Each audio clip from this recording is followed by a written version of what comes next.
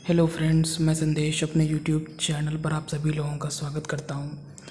आज हम लोग फिज़िकल ज्योग्राफी में या कहें जियोमॉर्फोलॉजी का एक बहुत ही इम्पोर्टेंट टॉपिक है प्लेटो पठार।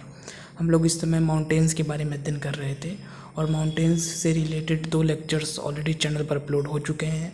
एक में तो मैंने कोबर महोदय के सिद्धांत को समझाया है और एक पहले वाले पार्ट में मैंने माउंटेन्स से रिलेटेड जितनी भी इम्पोर्टेंट चीज़ें थी सभी चीज़ों को वहाँ पे बताया है, तो उसको आप जाके देख सकते हैं। अभी कुछ सिद्धांत और भी आएंगे, लेकिन आज हम लोग थोड़ा प्लेटो के बारे में अध्ययन कर लेते हैं। छोटा सा ये अध्याय होगा और जनरली कुछ यूनिवर्सिटीज़ में स्पेशली यूजी लेवल पे, बीए के लेवल पे सिलेबस में इसको रखा जाता है। तो आज हम लोग प्लेटो तो आप सभी लोग जानते हैं, बहुत ही ईजी टॉपिक है, लेकिन कुछ इसके टाइप्स हैं, कुछ इसमें इंटरेस्टिंग चीज़ें हैं, वो हम जानेंगे। तो चलिए शुरू करते हैं। सबसे पहले तो हम लोग इसकी बेसिक कॉन्सेप्ट से शुरू करते हैं। तो इसका बेसिक कॉन्सेप्ट यही है जो मैंने आपको माउंटेन वाले पार्ट में भी बताया था। मैंने वहाँ आपको बताया था कि बेसिकली माउंटेन में और प्लेटो में डिफरेंस क्या होता है। तो वहाँ पर मैंने आपको यह बताया था कि जैसे माउंटेन, बहुत सारे लोग ये गलती कर देते हैं कि वो माउंटेन, उनके अंदर यह धारणा होती है कि माउंटेन ज़्यादा ऊंचा होता है, प्लेटो कम ऊंचा होता है, लेकिन ये नहीं है। ये जो तर्क है ये सही नहीं है। सही चीज़ ये इसमें ये है कि प्लेटो जैसे सपाट मेज की तरह अगर उसका ऊपरी भाग होगा, अगर ऊपरी भाग मेज की तरह सपाट होगा जैसा कि आप इस तस्वीर में देख रहे हैं, तब तो वो प्लेटो होगा। और अगर वो नुकीला होगा जैसे पर्वत की चोटी होती है जो कि आप इस तस्वीर में देख रहे हैं, अगर ये वाली स्थिति है तब तो वो पर्वत है। और अगर जो मैंने अभी पहले वाली आपको इमेज दिखाई थी जो बिल्कुल मेज की तरह सपाट था, तो वो प्लेटो है। तो ये बेसिकली सबसे मूलभूत जो अंतर होता है वो यही होता है। बाकी और इसमें होता क्या है कि कहीं मैक्सिमम स्थानों पे पर्वतों के साथ ही इनका फॉर्मेशन भी होता है, लेकिन जैसे हमारे तिब्बत प्लेटो है, तो कोबर महोदय वाले सिद्धांत में भी मैंने आपको बताया था, जैसे वो कहते हैं कि बीच वाला भाग में फोल्ड नहीं पड़ पाता है तो वो सपाट रूप में ऊपर उठ जाता है, और किनारे किनारे वाले भागों में फोल्ड पड़ जाता है तो वहाँ माउंटेन रेंज बन जाती है। तो कहने का मतलब है कि आसपास के अगर कोई माउंटेन है तो लगभग उसी से मिलता जुलता प्लेटो का भी इतिहास होता है, लेकिन आकृति में डिफरेंस होता है। तो ये कह देना कि ऊंचाई के बेस पे ये सही नहीं है। सही जो सबसे मूलभूत बात यही होती है कि वो उसका जो ऊपरी भाग होगा वो बिल्कुल मेज की तरह सपाट होगा। सिंपल शब्दों में कहें तो प्लेटो में आपको चोटियाँ नहीं देखने को मिलेंगी। तो अब इसी के बेस पे हम यह कह सकते हैं कि बहुत सारे प्लेटो बहुत ऊंचे भी होते हैं। तो जैसे आपका तिब्बत प्लेटो 5000 मीटर जिसकी हाइट है, और बहुत सारे प्लेटो बहुत कम हाइट के भी होते हैं, जैसे रांची प्लेटो 600 मीटर। तो हाइट कम ज़्यादा होती रहती है। इसी तरह माउंटेन्स में भी है। अब अपलेशियन बिल्कुल आपका घर्षित हो चुका है, लेकिन अपलेशियन हो गया, बहुत सारे ऐसे हैं। तो वहाँ पर अगर, और माउंटेन्स में भी अगर मान लीजिए उसकी जो पीक है वो समाप्त हो गई तो वो प्लेटो के रूप में भी आ सकता है। लेकिन आपको बस ये ध्यान देना है, अगर आप किसी चीज़ को प्लेटो कह रहे हैं तो वो बिल्कुल उसका जो ऊपरी भाग हो वो बिल्कुल मेज की तरह सपाट हो। यही आपको बस इस चीज़ को ध्यान देना है, और यही बस आप इस पॉइंट को अगर पकड़े रहेंगे तो आप आसानी से प्लेटो में और माउंटेन में डिफरेंस कर सकते हैं। ठीक है। और मुझे नहीं उम्मीद लग रहा है कि यहाँ से इससे ज़्यादा आपको और कुछ समझाने की यहाँ पे आवश्यकता है। इतनी चीज़ें आपके लिए सफिशिएंट है। अब ये आपके सामने कुछ डाटा है, मुझे डाटा मिल गया था तो मुझे लगा कि इसको मैं आपके साथ शेयर कर दे रहा हूँ। वर्ल्ड लेवल पे 41% प्लेन, 33% प्लेटो है, और 14% हिल्स है, और 12% माउंटेन्स है। माउंटेन्स मतलब पहाड़, हिल मतलब पहाड़ियाँ, उसी का एक छोटा वर्जन हम कह सकते हैं। तो सबसे ज़्यादा जो मात्रा है परसेंटेज में वो प्लेन एरिया की है, फिर प्लेटो है, फिर हिल्स है, और फिर माउंटेन्स हैं। इसका स्क्रीनशॉट ले लीजिए, कहीं आपके काम ये चीज़ आ सकती है। तो ये दोस्तों बातें हो गई प्लेटो के बारे में कुछ इम्पोर्टेंट। अब हम लोग प्लेटो का एक अच्छा सा क्लासिफिकेशन देखते हैं। ये आपके सामने एक क्लासिफिकेशन है, यहाँ पे आप देखिए। सबसे पहला जो हमारा क्लासिफिकेशन है वो हम करेंगे इनकी एज के आधार पे। ठीक है, पहला वाला क्लासिफिकेशन, इसमें पहला है यूथफुल प्लेटो, मतलब जो बिल्कुल तरुणावस्था वाले पठार हैं, दूसरा मैच्योर प्लेटो जो प्रौढ़ावस्था वाले पठार हैं, और ओल्ड प्लेटो मतलब जो जीर्णावस्था वाले पठार हैं, मतलब बिल्कुल नए पठार, मध्यम उसके पठार मतलब बीच वाले, और सबसे पुराने पठार। इसमें आपको ज़्यादा कुछ नहीं समझना है, सिंपल सी बात है।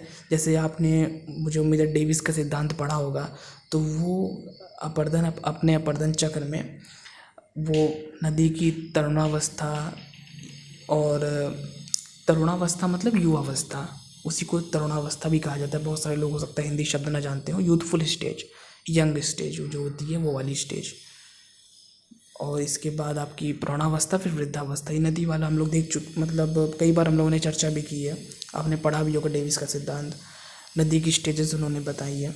तो उसी तरीके से यही सेम चीज़ पठार में भी है। अब कोई पठार बहुत नया अगर है तो वो आपका तरुण पठार के अंतर्गत आ जाता है। कुछ पठार बहुत ही पुराने हैं तो वो जीर्ण पठार के अंतर्गत आ जाते हैं, और कुछ पठार दोनों के बीच वाले हैं तो वो प्रौढ़ पठार के अंतर्गत आ जाते हैं, मैच्योर वाले जो होते हैं। अब इसमें आपको बस कुछ एग्जांपल्स देख लीजिए। ये दोस्तों, ये क्लासिफिकेशन हो सकता है बहुत सारी बुक्स में आ दिया हो, लेकिन मैंने थोड़ा सा इस पर नेट पे रिसर्च किया था, और मेरे पास जो कुछ किताबें उसमें ये चीज़ दी हुई थी, तो मुझे लगा कि इसको भी मैं आपके साथ शेयर कर दे रहा हूँ। तो कोलोरेडो प्लेटो, इदाहो प्लेटो, ये सब कुछ प्लेटो हैं, ये आपके नए वाले के एग्जाम्पल हैं, यूथफुल के। मैच्योर में आपका अपलेशन एक माउंटेन था, लेकिन अब तो बिल्कुल उसका इरोजन हो चुका है काफ़ी वहाँ पे, तो अब वो एक प्लेटो के रूप में हो गया है। तो अपलेशन भी उसका एक एग्जाम्पल है प्रौढ़ वाले का। और थर्ड वाला जो जीर्ण पठार है उसमें रांची प्लेटो इंडिया का बहुत ही पुराना है, ये इसका एग्जाम्पल है। तो इसको बस आप इसका स्क्रीनशॉट लीजिए, इसको पढ़ लीजिएगा एक बार, बस आपके दिमाग में रहे कि जैसे कहीं मान लीजिए इस तरह के टर्म्स का यूज़ हो, यूथफुल प्लेटो, तो आपको ये ना लगे कि हम तो इसके बारे में कुछ जानते ही नहीं हैं। तो यूथफुल प्लेटो, मैच्योर प्लेटो और ओल्ड प्लेटो, ये मतलब उनकी उम्र के आधार पे क्लासिफिकेशन किया गया है। बस ये क्लासिफिकेशन उतना इम्पोर्टेंट नहीं है, और ये आपको ज़्यादा सुनने में भी नहीं मिलेगा। अब अगला जो हम क्लासिफिकेशन पढ़ने जा रहे हैं, ये मोस्ट इम्पॉर्टेंट क्लासिफिकेशन है, जिसमें कि सबसे पहला जो हमारा प्लेटो होता है, जो सबसे फेमस जो टर्म हम यूज करते हैं प्लेटो के लिए, वो हम करते हैं पीडमोंट प्लेटो। पीडमोंट नाम से एक प्लेटो यूएसए में है भी। इसमें क्या होता है, इसमें मान लीजिए कि एक पर्वत है, पर्वत के बाद फिर आपका पठार होगा और फिर मैदान होगा। ये वाली जब स्थिति हमको देखने को मिलती है, वहाँ पर जैसे अपलेशन पर्वत है, फिर वहाँ पर पीडमोंट प्लेटो है, और फिर उसका वहाँ पे समुद्र तट शुरू हो जाता है। तो ये वाली स्थिति जहाँ पर भी हमें देखने को मिलती है वो पीडमोंट पठार, जैसे जो मैंने अभी आपको बताया कि पूर्वी संयुक्त राज्य अमेरिका का जो पीडमोंट प्लेटो है वो पश्चिम में अपलेशन पर्वत और पूर्व में अटलांटिक का तटीय मैदान है, वहीं पर ये स्थित है। तो एक तो पर्वत होगा, पर्वत के बाद फिर ये प्लेटो होगा, प्लेटो के बाद फिर मैदान होगा। ये वाली जो पीडमोंट, देखिए दोस्तों, पीडमोंट की हिंदी होती है गिरिपद। अगर उसका आप हिंदी को अच्छे से समझ लेंगे तो बहुत ज़्यादा आपके कॉन्सेप्ट अच्छे से क्लियर हो जाएंगे। गिरिपद मतलब, गिरी मतलब आप जानते होंगे अगर आपने हिंदी पढ़ी है अच्छे से, तो पर्वत होता है गिरी मतलब, और पद मतलब पैर, मतलब पर्वत का पैर, मतलब पर्वत जहाँ ख़त्म होता है वहाँ पे अगर कोई प्लेटो है तो दैट इज़ कॉल्ड पीडमोंट प्लेटो। तो हिंदी शब्द कहीं कहीं बहुत अच्छी और सटीक व्याख्या कर देते हैं। तो यही आपका गिरिपद पठार हिंदी में कहेंगे इसको, और इंग्लिश में पीडमोंट प्लेटो। और इसका एग्जाम्पल जैसा कि मैंने आपको अभी दिखाया। अब अगला एक बहुत ही इम्पोर्टेंट, पीडमोंट जैसा ही है लेकिन थोड़ा सा उससे अलग है, इंटरमॉन्टेन प्लेटो। इसे हिंदी में हम कहते हैं अंतरा पर्वतीय पठार। ये शब्द आपने बहुत ज़्यादा सुना होगा, दो शब्द बहुत ज़्यादा, पीडमोंट वाला आपने टर्म बहुत जगह सुना होगा, और इंटरमॉन्टेन वाला टर्म आपने बहुत जगह सुना होगा। इंटरमॉन्टेन प्लेटो क्या होते हैं, जब हम लोग कोबर मोदी की थ्योरी पढ़ रहे थे तो वहाँ पर मैंने आपको बताया था कि अगर मान लीजिए बीच में कोई प्लेटो है, उसके एक और एक माउंटेन रेंज है, उसके दूसरी ओर एक माउंटेन रेंज है, और ऐसे एग्जांपल मैंने आपको 3 बताए थे। एग्जांपल तो खैर और भी हैं, जैसे अब क्युनलुन और हिमालय के बीच में तिब्बत पट का पठार, एलबुर्ज और जाग्रोस के बीच में ईरान का पठार, और पॉन्टिक और टॉरस के बीच में अनातोलिया का पठार, और मेक्सिको के ऊपर एक पर्वत श्रृंखला है और मेक्सिको के दक्षिण में एक पर्वत श्रृंखला है, बीच में आपका मैक्सिकन प्लेटो, मेक्सिको का पठार। तो जहाँ पर भी ऊपर एक माउंटेन रेंज हो, नीचे एक माउंटेन रेंज हो और माउंटेन रेंज के बीच में एक प्लेटो की स्थिति अगर हमें देखने को मिल रही है, जैसे कि कुछ मैंने आपको एग्जांपल बताए हैं और कोबर वाली थ्योरी में भी मैंने बताया था, तो वो जो भी प्लेटो होंगे उनको हम कहेंगे इंटर माउंटेन प्लेटो। पीडमोंट और इंटर माउंटेन में दोस्तों अंतर है। पीडमोंट में क्या था, पर्वत था, पर्वत जहाँ ख़त्म हो रहा है, पर्वत का पैर गिरिपथ, मतलब वहाँ पर प्लेटो है और फिर वहाँ उसके बाद फिर मैदान शुरू हो जाता है, ये चीज़ है। लेकिन जो हम लोगों का इंटर माउंटेन प्लेटो है, इसमें ऐसा नहीं होता, बीच में प्लेटो होगा और वो प्लेटो माउंटेन एरिया से, पर्वतीय क्षेत्र से घिरा हुआ होगा। उसके एक साइड एक माउंटेन रेंज होगी, उसके दूसरे साइड दूसरी माउंटेन रेंज होगी। तो इसको हम कहते हैं इंटर माउंटेन प्लेटो।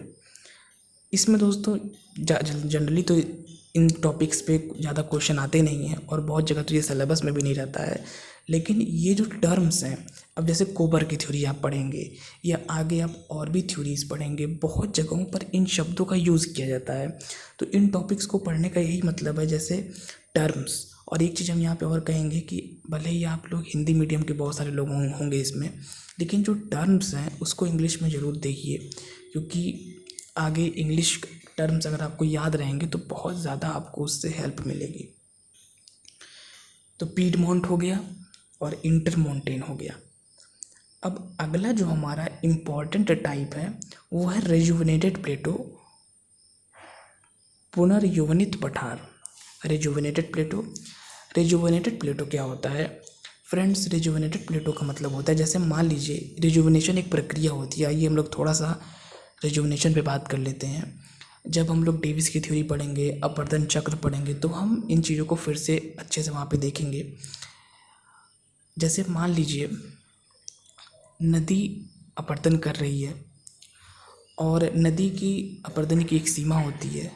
जब नदी अपना आधार तल प्राप्त कर लेती है तो उसके बाद समाप्त हो जाता है इरोजन, ठीक है, ये सब आप जानते होंगे। लेकिन कभी कभी नदी पुनः अपवर्तन करना शुरू कर देती है। तो इससे ये पता लगता है कि पहले तो नदी अपनी सीमा तक पहुंच चुकी थी जितना उसको इरोजन करना था, लेकिन नदी ने पुनः शुरू कर दिया, मतलब कहीं ना कहीं नदी में एनर्जी आ गई। इसीलिए इसको हम कहते हैं पुनर्यौवन। जैसे मान लीजिए कोई बुजुर्ग है, सिंपल सा एग्जांपल समझिए, कोई बुजुर्ग है और उसकी एनर्जी बिल्कुल ख़त्म हो गई, लेकिन एकदम से उसके अंदर अगर एनर्जी आ जाती है तो हम कह सकते हैं कि वो फिर से युवा हो गया वो व्यक्ति। तो वैसा ही कुछ हम नदी के लिए यूज़ कर रहे हैं, वैसा ही टर्म हम नदी के लिए यूज़ कर रहे हैं। इसको हम बोलते हैं नदी के लिए पुनर्यौवनित। नदी में पुनर्यौवन आ गया, नदी में रेजुवेनेशन आ गया, मतलब नदी जो हमारी ओल्ड हो चुकी थी, अब इरोजन नहीं कर पा रही थी, वो नदी पुनः जो है युवा अवस्था में हो गई और नदी के अंदर पुनः इरोजन करने की शक्ति आ गई। यही चीज़ होती है। अब जैसे मान लीजिए बहुत ही सिंपल सा एग्जांपल है, नदी ने घाटी बनाई है।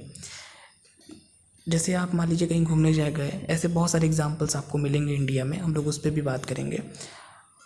घाटी के अंदर घाटी, वैली इन वैली। आप लोग को पता होगा कि नदी वी आकार की घाटी जो बनाती है, जब नदी अपनी युवावस्था में होती है तो नदी का वेग बहुत ही तीव्र होता है और नदी पावरफुल होती है और वी शेप्ड वैली बनाती है, वर्टिकल इरोजन करती है। नदी जो है लंबवत अपवर्तन करती है, क्षैतिज अपवर्तन नहीं करती है। क्षैतिज अपवर्तन में तो घाटी चौड़ी होती है, लेकिन घाटी के गहरा होने का काम लंबवत अपवर्तन जब नदी करती है तो होता है, वी शेप्ड वैली बनती है उसमें।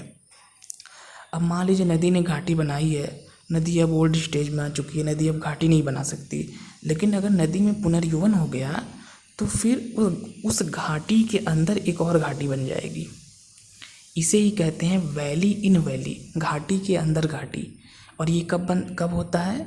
जब नदी ओल्ड स्टेज में पहुंच चुकी थी, लेकिन एकदम से उसके अंदर एनर्जी आई नदी के अंदर, और ऐसा ये नदी ने घाटी में घाटी बना दी। यही चीज़ हमको प्लेटो के संदर्भ में भी देखने को मिलता है, ठीक है, कैसे देखने को मिलेगा हमको प्लेटो के संदर्भ में? जैसे मान लीजिए कोई प्लेटो है, वो बिल्कुल जीर्णावस्था में हो चुका था। प्लेटो को जीर्णावस्था में कैसे हम कैसे पहचान करेंगे कि प्लेटो जीर्णावस्था में हो चुका है? अभी हम लोगों ने जो पहले वाला क्लासिफिकेशन देखा था, उसमें हम लोगों ने प्लेटो को 3 पार्ट में बांटा था। एक युवावस्था वाले पठार, एक प्रौढ़ावस्था वाले, बीच वाले, और एक वृद्धावस्था वाले। तो हम किस पठार को कहेंगे कि ये वृद्धावस्था में है? तो भाई जिसका इरोजन ज़्यादा हो गया होगा वो आपका ये वाला होगा, क्या कहते हैं, वृद्धावस्था है, जीर्णावस्था वाला होगा। तो पठार अगर जीर्णावस्था को प्राप्त कर चुका है, लेकिन अगर उसमें पुनः उभार हो जाता है, जैसा नदी के बारे में भी मैं आपको बता रहा था कि नदी अपनी वृद्धावस्था को प्राप्त कर चुकी है, नदी अब और इरोजन नहीं कर सकती, लेकिन नदी ने पुनः इरोजन शुरू कर दिया। मतलब कहीं ना कहीं ये चीज़ हमें संकेत दे रहा है कि नदी में पुनः युवावस्था आ गई है, नदी फिर से युवा हो गई है। इसे ही हम बोलते हैं पुनर्युवन, ठीक है, रिजुविनेशन। तो यही चीज़ पठार के संदर्भ में भी यही बात लागू होती है। पठार ओल्ड स्टेज को प्राप्त कर चुका था, घर्षित हो चुका था, उसका इरोजन हो चुका था, लेकिन उसमें पुनः उभार हो जाता है। तो ये होता है आपका पुनर्युवित पठार, पुनर्युवनित पठार हिंदी में कहेंगे तो, इंग्लिश में रिजुविनेटेड प्लेटो। और इसके एग्जांपल्स यूएसए का मिसौरी प्लेटो और रांची का पाट प्रदेश। रांची का पाट प्रदेश बहुत ही फेमस है, कभी आप रांची जाएं तो ज़रूर घूमने जाएं, वहाँ पे बहुत सारे एग्जांपल्स आपको वहाँ देखने को मिलेंगे। और हम लोग जब अपर्दन चक्र पढ़ेंगे तो उसमें तो रांची के पाट प्रदेश के इतने एग्जांपल्स आपको मैं बताऊंगा कि बहुत अच्छा लगेगा वहाँ पे, और हम लोग तस्वीर भी उसकी देखेंगे। फ्रेंड्स, इसके लिए मुझे लगता है कि गवर्नमेंट को कुछ काम ज़रूर करना चाहिए, क्योंकि हमारे इंडिया में इतने, आप खुद ही, हम लोग इतने ज़्यादा एग्जाम्पल्स, मैं प्रयास करता हूँ कि इंडिया के एग्जाम्पल मैं काफ़ी ज़्यादा लूँ। इतने सारे प्लेसेस हैं, लेकिन हम लोगों में से कोई भी उसको नहीं जानता है। हम डेथ वैली को तो जानते हैं, लोग घूमने जाते हैं डेथ वैली यूएसए, लेकिन इंडिया में भी मैं कंपेयर नहीं कर रहा हूँ, लेकिन बहुत सारे प्लेसेस हैं। जैसे मैंने अभी चंबल पे एक वीडियो अपलोड की थी, चंबल पे। अब ऐसा लैंडस्केप वहाँ पे है, इतनी ज़्यादा नेचुरल वो जगह है, लेकिन वहाँ पर कोई भी नहीं जाता है। पहले तो खैर मान लीजिए वो जगह सेफ़ नहीं थी, लेकिन अब तो फिर भी सेफ़ हो चुकी है, लेकिन फिर भी लोग नहीं जाते। कास्ट एरिया, ये चीज़ मैं कई बार बता चुका हूँ। कास्ट एरिया, जो चूने की चट्टान वाले क्षेत्र होते हैं, हम लोग यूएसए का एग्जाम्पल लेते हैं। अपने इंडिया में गुप्त गोदावरी चित्रकूट के पास में, और पंचमढ़ी में, मेघालय में, उत्तराखंड में बहुत सारे, मुझे तो पहले लगता था कि इंडिया में कास्ट एरियाज उतने नहीं होंगे, लेकिन जब मैंने थोड़ी इस पर पढ़ाई की तो मुझे पता चला कि इंडिया में बहुत सारे स्थानों पे कास्ट क्षेत्र हैं, लेकिन हम लोग को पता ही नहीं है उन स्थानों के बारे में। तो इसके लिए अगर इस प्रकार का टूरिज़्म डेवलप करना है, सिर्फ मंदिरों में जाने से या और स्थानों पे वहाँ भी जाना ज़रूरी है, लेकिन इस प्रकार के जो नेचुरल प्लेसेस हैं वहाँ पर भी जाना हमारा बहुत ज़्यादा ज़रूरी है। क्योंकि अगर हम उन स्थानों को नहीं जानेंगे, अब कोई स्टूडेंट है, वो मान लीजिए प्लेटो के बारे में पढ़ रहा है, या वो पाट प्रदेश के बारे में पढ़ रहा है, आप लोग भी पढ़ रहे हैं, लेकिन अगर आप उस प्लेस पे जाएंगे तो वो चीज़ आपको ज़्यादा बेहतर तरीके से समझ में आएगी। गली इरोज़न सिर्फ बुक में पढ़ने से कोई भी मतलब नहीं है। गली इरोज़न जब आप जाके चंबल नदी किस प्रकार से अवनालिका अपर्दन करती है, उसको जब आप देखेंगे तो आपका कॉन्सेप्ट बहुत ज़्यादा अच्छे तरीके से क्लियर हो पाएगा वहाँ पे। तो इसके लिए डेवलपमेंट करना पड़ेगा थोड़ा सा टूरिज़्म को। टूरिज़्म तो बहुत ज़्यादा डेवलप्ड है, बस थोड़ा सा यहाँ पे आपको इस क्षेत्र में मोड़ना पड़ेगा, जियोग्राफिकली थोड़ा सा उसको प्रमोट करना पड़ेगा, जो हमारे इस प्रकार के स्थान हैं। दोस्तों, हम लोग कुछ अलग ही बातें करने लगे थे अभी। चलिए हम लोग मेन टॉपिक पे आते हैं। बस कुछ चीज़ें और बची हैं, फिर हम लोग इस चैप्टर को समाप्त करेंगे। प्लेटो के जो मेन टाइप्स हैं वो हम लोगों ने देख लिए। अब और ज़्यादा हम लोगों को इसमें ज़्यादा नहीं पढ़ना है, मेन टाइप्स यही हैं। अब बहुत ज़्यादा अगर हम डिटेल में जाएंगे तो वो टाइप्स तो आप चाहें तो इसके न जाने कितने टाइप्स कर सकते हैं, लेकिन वो सारे टाइप्स उतने इम्पॉर्टेंट नहीं हैं। तो ये चीज़ें हो चुकी हैं। अब कैसे प्लेटो बनता है, इसमें आप सभी लोग जानते हैं कि जैसे माउंटेन का फॉर्मेशन होता है, कोबर की थ्योरी में भी हम लोग पढ़ चुके हैं, कई बार प्लेट टेक्टोनिक थ्योरी का भी जिक्र हुआ है। प्रक्रिया वही है, लेकिन माउंटेन के साथ वाला कुछ भाग अगर उसमें फोल्ड नहीं पड़ पाता है तो वो क्या कहलाता है, वो प्लेटो बन जाता है। और कभी कभी ये स्थिति भी होती है, जैसे मान लीजिए कोई माउंटेन है, माउंटेन पहले माउंटेन के रूप में था, लेकिन अब उसका इतना इरोजन हो चुका है कि वो उसकी चोटी अब ख़त्म हो चुकी है, वो अब लगभग ऊपर से सपाट हो गया है। तो अपलेशन यद्यपि एक माउंटेन है, उसको हम लोग माउंटेन मानते हैं, लेकिन अब पूरा अपलेशन पठार नहीं बना है। अपलेशन जो हमारा है, अपलेशन ईस्ट यूएसए में, वहाँ पर कुछ स्थानों पर ऐसे पठार देखने को मिलते हैं। तो इसका रीज़न क्या है, ये पहले पठार नहीं था, ये बाद में, क्योंकि आप जानते हैं कि अपलेशन बहुत ही पुराना एक माउंटेन था, तो काफ़ी ज़्यादा वहाँ डेनिडेशन हुआ है, वहाँ पे अनाच्छादन की प्रक्रिया काफ़ी ज़्यादा हुई है। तो इस वजह से कुछ हिस्से उसके पठार जैसे हमें देखने को मिल लगते हैं, तो उसको हम पठार बोल देते हैं। इसीलिए कहीं कहीं आपको अपलेशन के साथ पठार शब्द भी देखने को मिल जाता है, और कहीं कहीं आपको इसी के साथ पर्वत शब्द भी देखने को मिल जाता है। इसी तरह हम लोग सतपुड़ा हो गया, या हमारा जैसे अरावली हो गया, ये शब्द, ये जैसे अरावली तो माउंटेन था, लेकिन उसको हम लोग जब अब पठार पढ़ते हैं इंडियन जियोग्राफी में, तो हम लोग उसको प्लेटो के अंतर्गत शामिल करते हैं, क्योंकि अब वो बिल्कुल उसका डेनोडेशन हो चुका है। तो ये चीज़ यहाँ से इस चैप्टर से आपकी स्पष्ट हो गई कि दोनों में कोई बहुत ज़्यादा डिफरेंस नहीं है। डिफरेंस सिर्फ क्या है, डिफरेंस सिर्फ उनके पीक को लेकर है कि प्लेटो में कोई पीक वाली कंडीशन हमें नहीं देखने को मिलती, और जो हमारे माउंटेन्स होते हैं वहाँ पे हमको पीक्स भी देखने को मिलती हैं। पीक्स मिलती हैं भी नहीं, पीक्स ही मिलती हैं वहाँ पे। यही तो मेन कारण है, यही तो मेन फैक्टर है जो कि इन दोनों को अलग करता है, प्लेटो को और माउंटेन को। एक सपाट होता है और एक में चोटी होती है। तो दोस्तों, ये छोटा सा अध्याय यहीं पे समाप्त हम करते हैं, और बस इतना इसमें सफिशिएंट है। काफ़ी चीज़ें आप लोगों ने जान ली जो आपके लिए ज़रूरी थी प्लेटो के बारे में जानना। अब आगे हम एक बहुत ही इम्पोर्टेंट टॉपिक पे बात करेंगे जो कि प्लेटो से ही रिलेटेड है। क्या है वो अगले अध्याय में हम देखेंगे। फ़िलहाल इतना ही। Thank you friends.